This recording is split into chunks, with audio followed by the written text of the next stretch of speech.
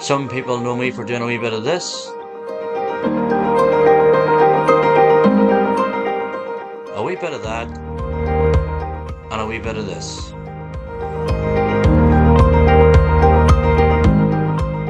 Travelling the length and breadth of the country, capturing the history, the mystery, and the beauty of Ireland. But on Sunday the 1st of May 2022, things took a turn for the worse, ending up in the hands of the NHS's finest.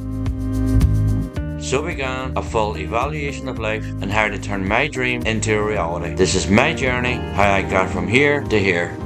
Welcome to Donegal! Cheap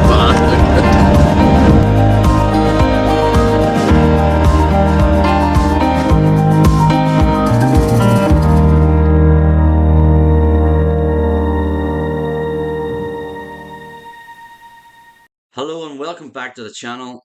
In last week's video we got the van a full year's bill of health, fitted the LED profiles and strips, and replaced the 2-core cable to 3-core Arctic Blue cable and tested the 240 volt electrics. Holy shit, that works. Oh yes. And in this week's video I'm going to pick things up from where I left off. There was a wee bit of noise in the street at the time of filming, so stick with me and I'll talk you through this real quick. So these are the garage walls that I made in the previous video. So I'm just going to clean them up, and on the back of them, just because it's only tongue and groove, I wanted to give it a bit more strength. So out of plywood that I had left over, I cut a bit to the shape of the wheel arch and screwed it to the tongue and groove. This will act as an extra layer of heat insulator, and secondly, it'll give a bit more strength to the tongue and groove. I then covered the exposing screws with a bit of Sikaflex. The last thing you want is screws poking through holes in the bubble wrap. I then undercoated and primed the back of the wall with our old friend the Sinister. It has a shellac based primer, a sealer, a stain killer, so there's nothing to worry about regarding dampness and stuff. I gave each wall 2 coats and let them dry. So getting on to the bedroom walls themselves, this is the bedroom wall that will be fixed to the passenger side of the van. I had a good bit of this floor lino, and again trying to use things up, I removed the backboard of the bedroom wall as I thought it would be a lot easier to stick it down. I cut a bit the size, and again I used this no nonsense, sticks like shit, a good generous spray on the board and a generous spray on the lino. Placed the lino on the board, and using a large paint guard tool which I had laying around, I used this to smooth the lino out. I then pre-painted the frame with the Sinister, and yet again I thought it would be a lot easier and maybe a better finish instead of trying to cut in. Again 2 coats and that's that. I then screwed the frame to the wall using the existing holes that I already had drilled. Wrapped the back of the bedroom wall in bubble wrap to insulate it, and this is the same procedure I will use on the other bedroom wall.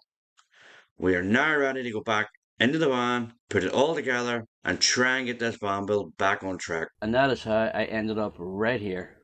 I have fitted the 240 volt inlet. That's all done, tested, good to go. So the only thing to do on this side is get the insulation back along the top. I'll glue that on right now. Replace the bubble wrap that I tore off when I was replacing the cables and any damage that I've done. And we'll finally get that bedroom completed. It's calling me, like the rainbow. It's calling me, like the rainbow, the rainbow.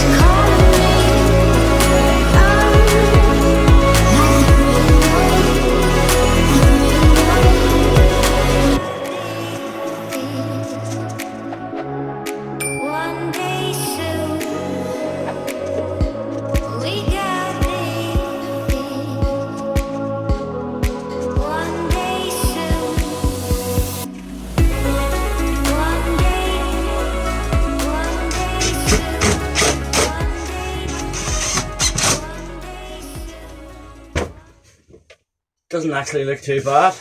Not too bad at all. Doesn't look too bad at all.